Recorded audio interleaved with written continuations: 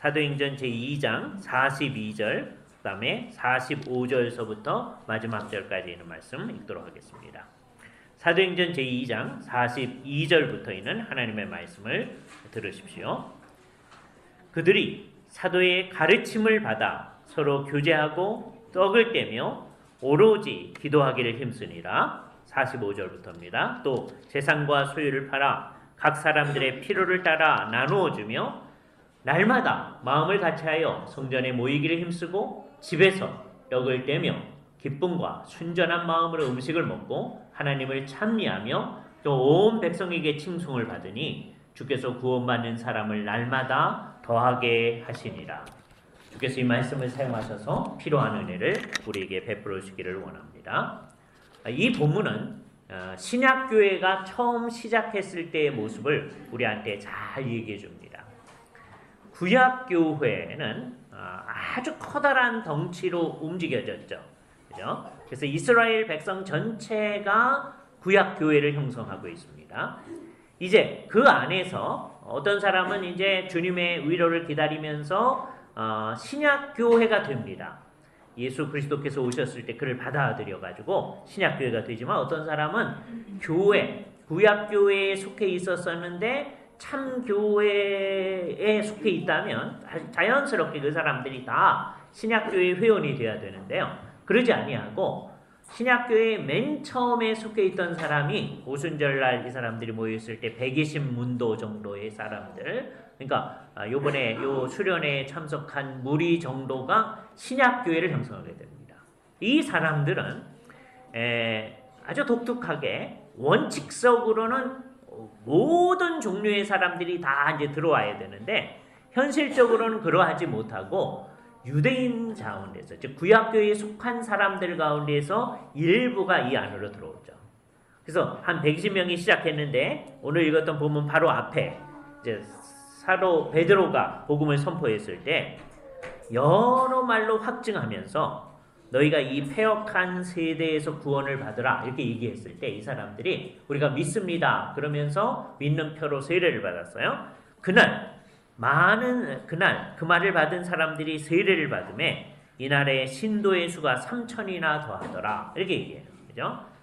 아무것도 모르는 사람들이 3,000이 들어온 건 아니고 구약교회에 속해 있던 사람들 가운데서 우리가 하나님의 계시가 이렇게 진전하니까 이 계시를 따라가야 되겠다라고 딱 들어온 사람이 이제 3,000이 들어온 거예요. 좀 이따가 이제 5,000명 더하게 하시고, 그러니까 구약교회에서 이제 신약교회 안으로 들어오는 거죠. 자연스럽게 이제 되어진 겁니다. 그러면 이 사람들은 이제 동시에 두 가지를 이제 해야 되죠. 이스라엘 백성들, 즉 구약교회에 속해 있던 사람들 가운데서 이제 신약교회로 들어오게끔 하는 일을 계속해야 되고, 동시에 모든 족속으로 예수님을 믿도록 해야 하니까 온 세상에 퍼져 나아가서 예수를 믿게끔 하는 일을 계속해 나가야 되죠. 그렇죠? 그래서 이 세상에 교회가 있게, 신약교회가 있게 되어집니다. 그때 처음 모였던 이 사람들이 모이는 모습을 아주 잘 표현을 해줬어요. 뭐라고 표현해 줬느냐? 42절. 그들이 사도의 가르침을 받아. 이게 이제 첫 번째 특징이죠. 신약교회는 뭘 하는 건가? 사도적 가르침에 충실한 것이다 라고 하는 거예요. 그러니까 오늘 이 개회예배 시간에는 우리가 뭘 생각할 거냐면 어느 교회에 있든지 모든 이게 진짜 교회라면 해야 할 일이 어떤 건가 하는 걸 얘기하는 겁니다.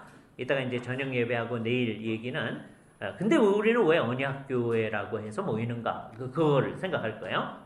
모든 교회는 이제 진짜 교회라면 이단이라면 이렇게 하면 안 되지만 진짜 교회라면 해야 할 일이 뭐냐? 첫 번째, 사도적 가르침을 받아가야 된다는 얘기죠. 그래서 이제 교회는 항상 이걸 하는 거예요. 사도가 살아있을 때는 사도가 가르쳐주면 되는 거예요. 그죠? 그래서 유명한 말, 사도가 있는 곳에 교회가 있다. 그런 말을 할 수가 있어요. 사도가 자신이 중요한 게 아니고 사도가 가르치는 예수님에 관한 말씀, 하나님의 말씀을 선포하는 거예요. 사도가 있는 곳에 교회가 있어요. 그런데 사도들은 이제 일정한 시간을 살다가 죽게 되어지잖아요. 그죠? 하나님께서는 그걸 아셨거든요. 그래서 사도들이 평소에 이제 말하는 말이 있잖아요. 그 말을 다 기록을 하게 해주신 것이죠. 기록해서 기록되어진 것이 신약 성경의 내용을 형성하게 됩니다. 구약 성경은 이미 있었고요. 그것을 회당에서 늘 읽던 그 말씀이죠. 그런데 거기에다 플러스 사도들의 말을 이해하게 돼요. 사도들의 말은 아주 독특한데 사도가 예수님에 대해서 해주는 말이 거기 이제 형성되어지지만 동시에 사도들이 구약 성경을 설명해 주는 말도 또한 형성이 되어져요. 이게 이중적 의미가 되죠. 사도의 말은 사도가 이제 새롭게 신약 시대에 예수 그리스도 사건에 근거해서 선포하는 말, 그것도 중요한 거지만 이 예수 그리스도의 사건에 근거해서 구약을 설명해 주는 말도 사도의 말로서 매우 중요한 말이 되어진다. 그죠? 근데 그게 다 신구약 성경에 다 있단 말이에요. 그거를 가지고 이제 오고 오는 세대의 교회는 사도가 없어도 사도의 가르침을 받아가는 겁니다. 이게 첫 번째예요. 그죠? 그러니까 이단하고 진짜 교회하고의 차이가 뭐냐? 이단은 사도의 말을 따라가지 않습니다. 두 가지 방식으로 그렇게 하는데요. 첫 번째는 사도의 말하고 다른 말을 자꾸 하는 거예요. 다른 말을 하는 방식이 어떻게 하는 건가? 자기네들이 하나님으로부터 받았다고 하는 새로운 계시를 자꾸 더하는 거예요. 그죠? 사도도 구약 계시의 근거에서 자기네 받아서 전했잖아요. 그러니까 우리도 하나님으로부터 직접 받아가지고 전하면 되겠습니다. 라고 해나가면 그게 이단이 되는 거예요. 그죠?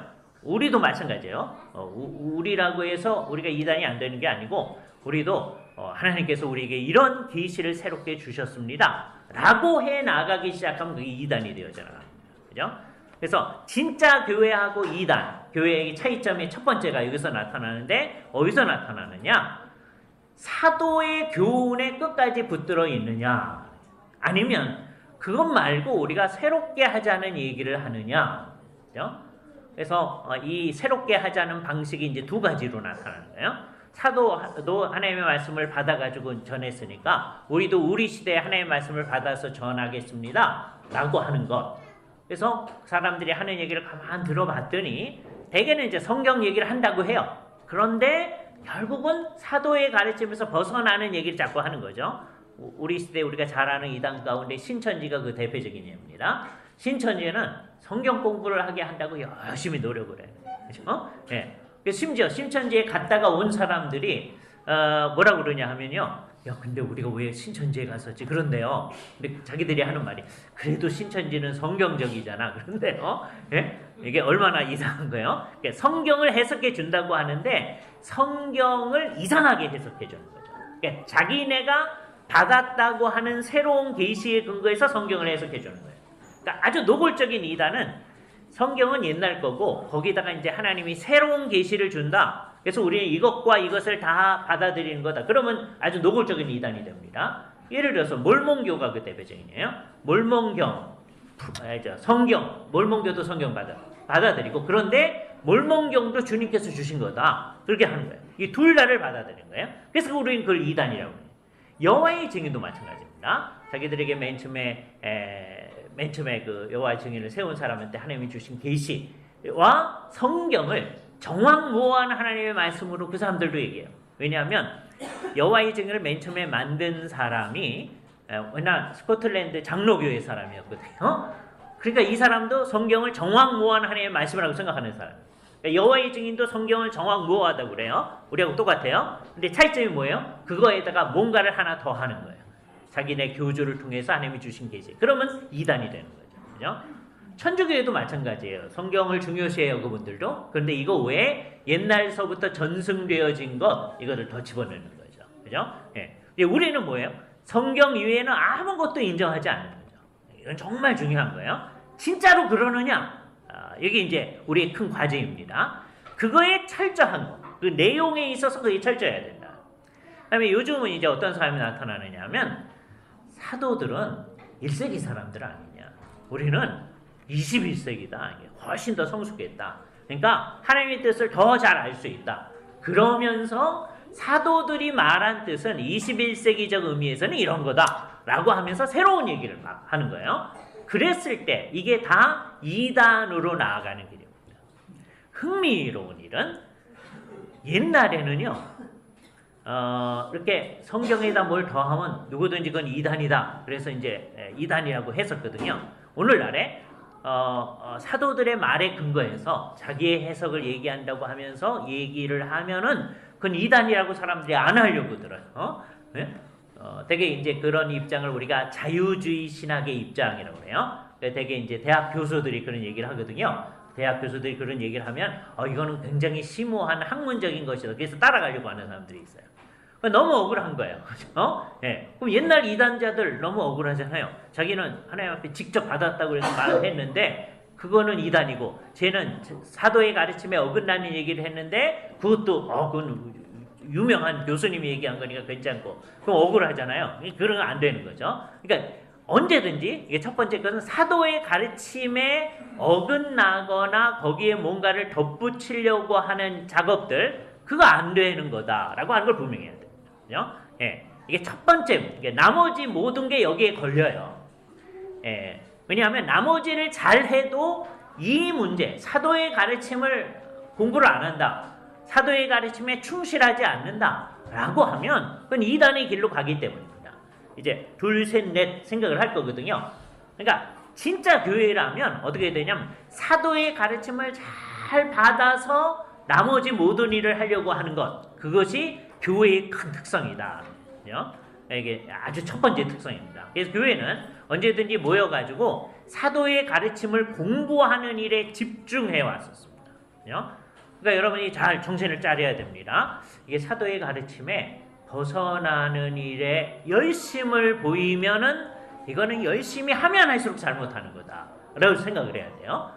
그 나머지는 이제 어느 교회에 속해 있든지 당연히 해야 되는데 이 바른 교회는 어떻게 해야 되느냐 하면 사도의 가르침에 근거해서 다음과 같은 일이 이제 따라 나와야 돼요. 이제 두 번째 뭐 한다고 그랬습니까? 사도의 가르침을 받아 서로 교제하며 그런 거거든요. 교회의 두 번째 특성은 뭐냐면 교제하는 거예요. 근데 진짜 교회의 교제의 특성은 뭐예요? 사도의 가르침에 근거한 교제여야 한다. 여기서 이제 차이점을 잘 생각해야 됩니다. 교제는요, 사람들이 모여 있으면 늘 교제가 있습니다. 그잖아요? 그래서 사람들이 한참 모여 있으면 정이 들어요. 좋은 정도 들고요, 미운 정도 들어요. 사람들이 모여 있으면 그런 거예요. 예. 이렇게 이제 매주일 이렇게 모이고 수련회도 하고 그럼 사람들이 정이 들거든요. 그럼 이제 착각하는 거예요. 이게 성도의 교제다라고 착각을 할 수가 있어요. 교제일 수도 있고 아닐 수도 있는 겁니다. 성경이 말하는 교제는 정이 들어야 되는데 이게 어떻게 정이 들어야 되느냐? 이게 두 가지가 아주 커다란 의미가 있는데 하나는 사도의 가르침에 근거해서 교제를 하는 거잖아요. 그냥 모여가지고 날씨 얘기만 하는 게 아니다. 예? 날씨 얘기가 뭐냐 하면 되게 이제 서양 사람들이 그냥 만나면 뭐 해야 할 얘기가 있잖아요. 없잖아요. 그러니까 이제 날씨 얘기는 누구든지 할 수 있는 얘기잖아요. 그래서 이제 아무 얘기할 수 없을 때 하는 얘기를 날씨 얘기한다. 그렇게 얘기하는 거예요. 그죠? 그러나 그거는 교제가 아니죠. 그죠? 근데 이제 상당히 많은 교회는 그것도 잘 못하는 교회도 있습니다. 그죠? 그러니까 사도의 가르침에 근거해 있는데 교제는 하나도 안 한다. 그럼 교회의 역할을 제대로 못하는 거죠. 그죠? 그러니까 사도의 가르침에 근거해서 이제 깊이 있게 서로 교제를 해 나가야 됩니다. 이게 이제 우리가 해야 할 일이에요. 큰 과제입니다. 이게 정말 성도의 교제이려면 요한 1서에서 얘기해주는 대로 우리가 서로 사귐이 있으려 하는데 우리의 사귐은 우리끼리 사귀는 것뿐만이 아니라 분명히 우리끼리 하는 거지만 아버지와 그 아들과 함께하는 사귐이다. 그러니까 삼위일체 하나님과의 교제가 우리의 교제 속에서 나타나야 되거든요. 이게 기독교적 교제의 큰 특성이다. 그러니까 어떻게 돼야 이게 기독교 교제냐? 사람들이 친해지는데 친해지면 친해질수록 하나님을 더 사랑하게 되어질 때 그게 기독교적 교제의 특성입니다. 네? 둘이 친해지면 친해질수록 협력을 해가지고 하나님의 뜻에서 점점 멀어지더라. 그럼 기독교적 교제가 아닙니다. 그렇잖아요? 예수를 믿는다고 하는 사람들도 그렇게 될 수가 있는 거예요. 그렇죠? 예. 이거는 기독교적 의미의 사랑이 뭔가 하는 걸 얘기해 줍니다. 그죠? 제가 늘 예를 잘 드는 거지만, 김동리 씨의 옛날 소설에 보면은요, 어떤 게 있느냐 하면, 옛날 우리나라에 기독교가 처음 이제 들어왔을 때 어떤 가족의 모습을 얘기하는 거예요. 어떤 총각하고 어떤 처녀가 신앙이 좋다고 그래서 결혼을 했어요. 그죠? 주님을 사랑하는 사람들입니다. 사랑하는 사람들 결혼을 했어요. 둘이 이제 결혼했으니까 협력해서 더 주님을 사랑해야 되잖아요. 그죠? 어느 날 지금처럼 좋은 봄날이었습니다. 누가 제안한 것으로 나왔는지는 잘 모르겠는데 둘 중에 하나가 제안을 합니다. 오늘만 예배당 가지 말고 꽃놀이 갑시다. 그죠? 둘이 굳게 맹세하기를 다음부터는 안 그러고 오늘만 한 주 빠지고 예배당 안 가고 꽃놀이를 가기로 한 거예요. 그죠? 근데 그 소설 단편 소설인데요. 끝날 때쯤이면 그 다음 주도 예배당은 잘 안 가는 거예요. 그죠? 이렇게 되면 둘이 관계가 좋아져, 결혼을 해서 관계가 좋아져 가지고 결과적으로는 어떻게 돼 있어요? 하나님의 뜻에서 점점 멀어져 가잖아요. 그러니까 그건 기독교적 교제가 아닌 거죠. 그죠? 기독교적 교제는 우리가 합력해서 서로가 서로를 사랑할수록 깊이 있는 교제가 있을수록 하나님의 뜻을 더 잘 알고 그 뜻을 향해 가도록 하는 결과가 있게 되어지는 것. 이게 기독교적 교제다라고 하는 것을 우리가 생각해야 돼요. 그죠? 그래서 혼자 이제 처녀, 총각이 혼자 신앙생활을 할 때보다 결혼을 한 다음에 이제 옆에 있는 성도들이 볼 때 저 사람들이 결혼을 하더니 더 주님을 사랑하는구나 하는 걸 알 수 있어요. 그죠? 이럴 때 작년에 결혼했던 사람들이 더 신경을 써야 되겠죠. 그죠? 우리가 아주 좋은 예가 되는 거예요. 네, 작년에 또는 올해 결혼을 한 사람들이 우리가 이 앞으로 오시면 됩니다. 이쪽에도 다 피어져 있어요. 이쪽으로도 있고. 그래서 우리 모두가 다 그렇게 깊이 있게 서로 사랑하는 관계로 들어가는 일이 있어지느냐. 그죠?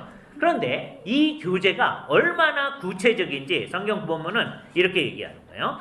믿는 사람들이 다 함께 있어 모든 물건을 서로 통용하고 그 재산과 소유를 팔아 각 사람의 필요를 떠나 나누어줬더라. 그렇게 얘기합니다. 이 말이 제일 오해되는 구절 중에 하나예요.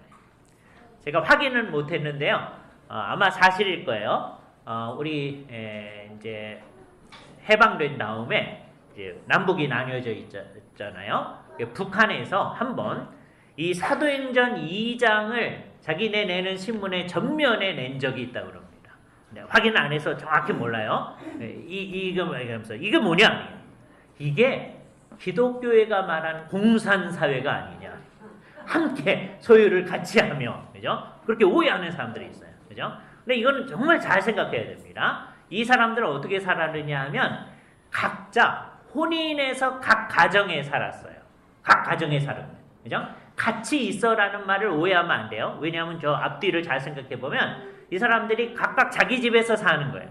그러니까 같은 집에서 함께 살도록 되어 있지가 않아요. 각각 사는 거예요. 그죠?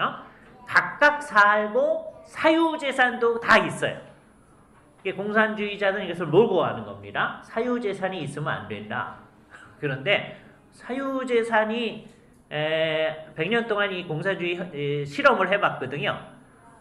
그러는데 러시아, 그다음에 중국, 그다음에 이제 북한, 그다음에 거기 어디죠? 지금 미국 앞에 있는 쿠바, 이게 전부 다 공산주의 혁명을 한 나라들이에요.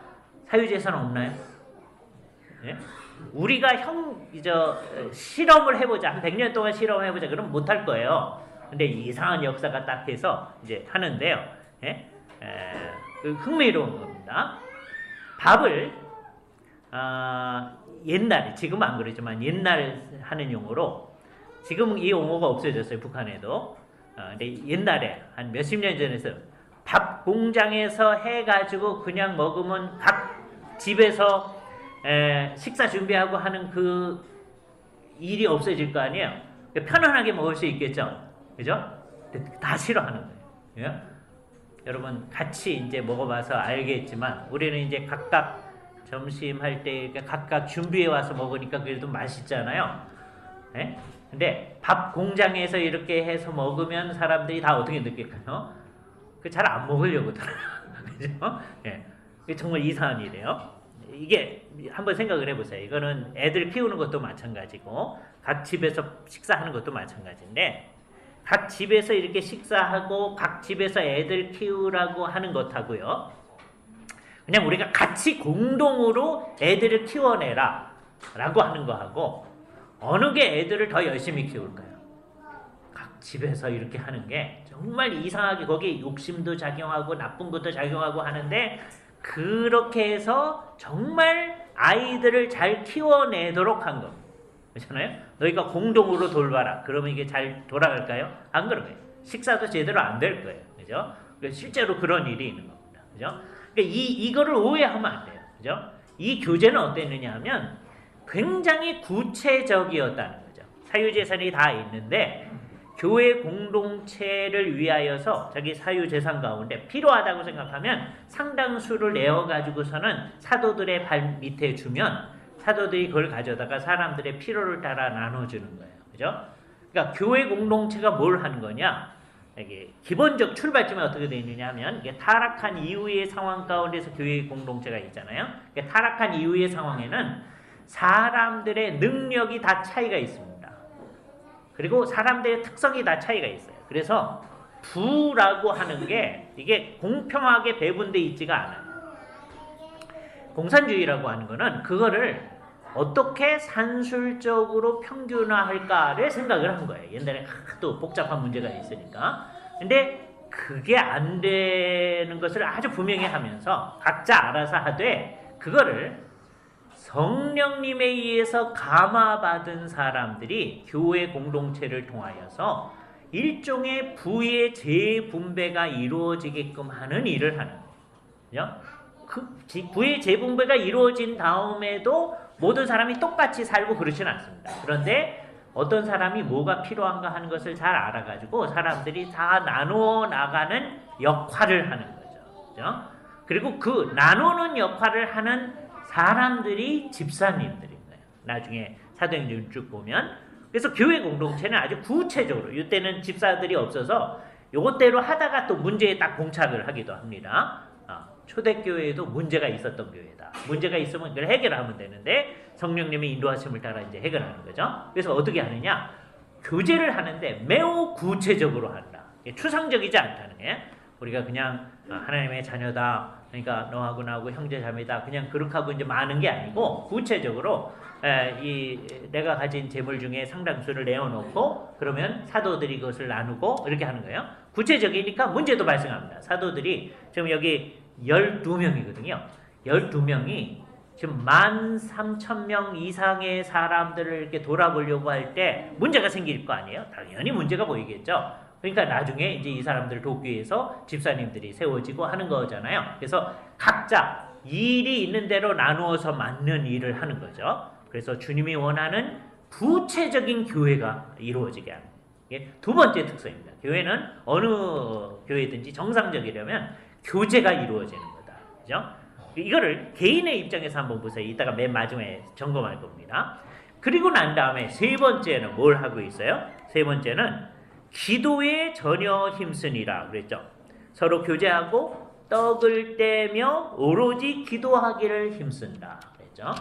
그 떡을 떼며라고 하는 거는 이중의 기능인데요. 어떤 거냐면 이게 예배 중에 떡을 떼는 거예요. 처음에는 예배 시간이 다 식사 시간이었으리라고 생각을 합니다. 그죠? 예배 시간이 식사다. 이상한 일이에요. 기독교에는 맨 처음엔 그렇게 했던 거예요. 그죠? 예. 그러니까 우리도 이제 성찬을 할 때는 어떻게 하느냐 하면 예배를 하고 하나님의 말씀도 듣고 그런 다음에 떡과 포도주를 나누잖아요. 근데 조금씩 나누잖아요. 근데 옛날에는 그 시간이 진짜로 떡과 포도주로 식사를 하는 시간입니다. 예? 그러니까 예배 시간에 식사를 하는 거예요. 근데 그러다 보니까 이제 문제가 생긴 거예요. 나중에. 그래서 지금 하는 것처럼 단순한 즉 성찬과 애찬이 이제 분리가 되어지는 거죠. 그러니까 떡을 떼며라고 하는 것은 이게 분리되기 이전에 예배와 다음에 우리의 공동의 식사가 아울러서 이루어지는 거예요. 공동의 식사는 이게 매일매일 이루어졌던 것 같지는 않아요. 그래서 맨 처음 교회는 아주 독특한데 이 모습을 어떻게 다시 요약하느냐 하면 2장 46절 47절에서 날마다 마음을 같이하여, 이게 중요합니다. 마음을 같이하여. 다음에 성전에 모이기를 힘쓰고, 이때 이 성전은 예루살렘 성전을 얘기합니다. 그 예루살렘 성전에 유대인들이, 아직 신약교회에 속해 있지 않은 유대인들도 제9시 기도 시간, 또 12시 기도 시간, 이게 기도 시간에 가서 성전에 가서 이 기도를 하는 거예요. 그때 이 새로운 신약교회에 속한 사람들로 같이 가서 기도를 하는 거예요. 그죠? 그러니까 이거는 어떤 기도 시간에 가서 기도하는 건 기도회가 있는 게 아니고요. 각자가 성전에 가서 그냥 기도를 하는 겁니다. 오늘날도 유대인들은 성전이 남아있는 부분, 소위 통곡의 벽이라고 하는 데가 있잖아요. 그죠? 거기 앞에 가가지고서는 열심히 이제 기도를 합니다. 이렇게. 기도하는 자세예요. 예. 이제 관광객들이 와가지고서는 이렇게 하니까 이렇게 보잖아요. 보지 말라 그러면서 또 그걸 안 볼 수도 없고 볼 수도 없고 참 어떻게 삼위일체 하나님께 기도하는 건 아닌데 자기 나름대로 지금 기도를 열심히 하는 거예요. 통곡의 벽에서 정한 시간에 이제 모여서 기도를 하죠. 그죠? 예배 시간이 따로 있는 게 아닙니다. 이 사람들의 경우에. 그러나 정한 시간, 12시가 됐다든지 오후 3시가 됐다든지 하면 그 시간에 예루살렘 근교에 사는 사람들 모여가지고 열심히 기도하는 거예요. 그때 예수를 믿게 된 새로운 교회 공동체에 속한 사람들도 모여가지고 같이 기도하는 일을 계속한 거죠. 그죠? 근데 우리들의 이제 특성은 뭐냐? 기도회를 하는데 우리의 기도는 대상이 달라졌고 내용이 좀 달라졌죠. 이제는 삼위일체 하나님께 기도하잖아요. 그죠? 다음에 그 내용도 하나님의 나라를 위해서 하잖아요. 구약시대에는 이제 메시아가 오게 하여 주시옵소서, 우리를 언제까지 이렇게 하실 겁니까? 그렇게만 했었잖아요. 근데 이제 어떻게 해서든지 주님의 뜻이 잘 이루어질 것을 생각하면서 예수 그리스도 안에서 이루어진 이 일들이 의미 있게 그 효과를 발휘하기를 위해서 기도를 하겠죠. 그죠? 자, 그런데 집에서 떡을 떼며 그렇게 얘기하잖아요. 그래서 이 집에서는 각 집일 텐데 각 집에 따로따로 그냥 하는 게 아니고 아마 한 50명, 큰 집은 한 120명, 마가의 다락방은 계속 한 120명 정도 모일 수 있었겠죠. 맨 처음에 신약교회는 예배당 건물이 없는 데입니다. 네?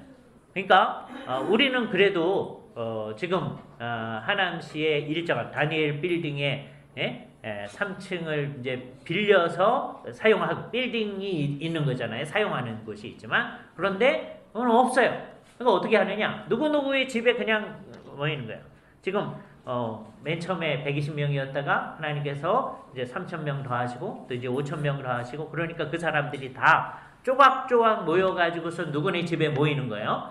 누구네 집에 50명 단위로 모이기도 하고 120명 단위로 모이기도 하고 그렇게 모이면서 같이 식사를 하는 겁니다. 예배를 하면서 식사를 하는 거겠죠. 그죠? 예. 그게 떡을 떼며라고 하는 게 그런 의미죠. 그죠? 그거로부터 우리 예배가 발전했다. 그러니까 열심히 하나님 앞에 예배를 하는 거예요. 그 예배 시간에 같이 떡을 뗍니다. 그건 뭘 얘기해 주는 거예요? 예배를 하면서 우리가 한 식구다, 한 가족이다. 예수 그리스도의 십자가와 부활로 말미암아 우리가 한 가족이 되었음을 분명히 선언하는 행위를 합니다. 그죠? 그러면서 뭘 하느냐? 순전한 마음으로 음식을 먹고 하나님을 찬미하며 음식을 먹는 것과 찬미하는 게 이제 같이 따라 나오잖아요. 이게 전부 다 예배의 행위였다는 거죠. 그 맨 마지막에 흥미로운데 하나님을 찬미하며 온 백성에게 칭송을 받으니 백성들이, 이거는 교회 공동체가 아닌 다른 사람들이 볼 때 저런 사람들이 있어서 우리가 참 좋다. 이렇게 얘기합니다. 그죠? 우리도 저 속에 참여하고 싶다는 마음이 어느 정도 들어온 거죠. 그래서 아직 안 들어올 수도 있어요. 그러나 그런 마음이 있는 거죠. 제대로 된 교회 공동체가 있을 때는 요런 결과가 나타나요. 다른 사람이 아직 교회 공동체에 완전히 들어오진 못할지라도 저 사람들의 모임을 바라보면서 저게 뭐 좋은 거 아닌가? 이런 생각이 날 정도가 돼야 된다. 그죠? 그래서 이 네 가지 특성을 한번 살펴보요. 사도의 가르침, 그다음에 교제하는데 아주 구체적이고 깊이 있는 교제, 그 다음에는 떡을 떼는 일, 예배라고 그랬죠. 그 다음에 기도하는 일, 그런 공동체가 하기도 하고 일상생활에서 하기도 하며 예루살렘 성전에 가서 하기도 하는 그런 기도였어요.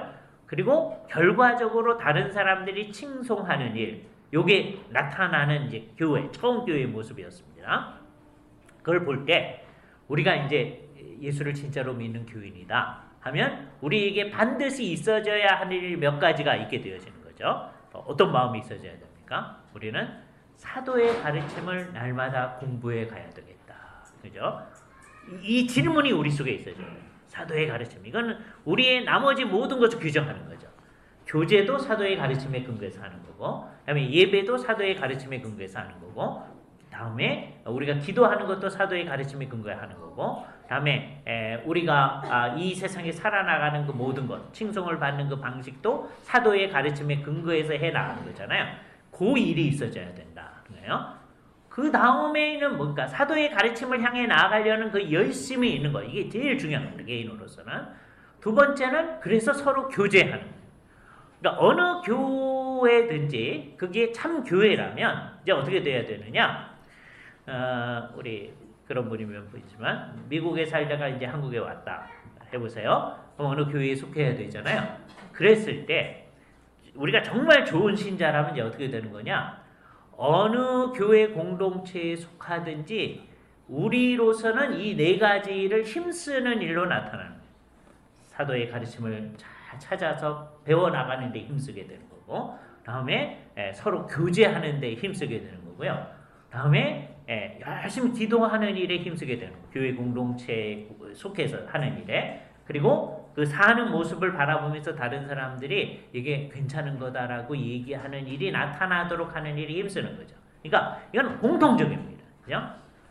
그러니까 요거를 잘 생각을 해봤을 때 가장 이상적인 교회는 어떠냐면 이 사람이 혹시 이제 상황이 달라져서 예를 들어서 여러분이 여기 살다가 이제 부산으로 이사를 갔다고 해보세요. 그럼 어쩔 수 없이 매주일 부산에서 여기 올 수는 없는 거니까 부산에서 어느 교회, 정말 적절한 교회, 교회 추천하는 교회에 속하겠죠. 그러면 속해서 이제 어떻게 하는 거예요?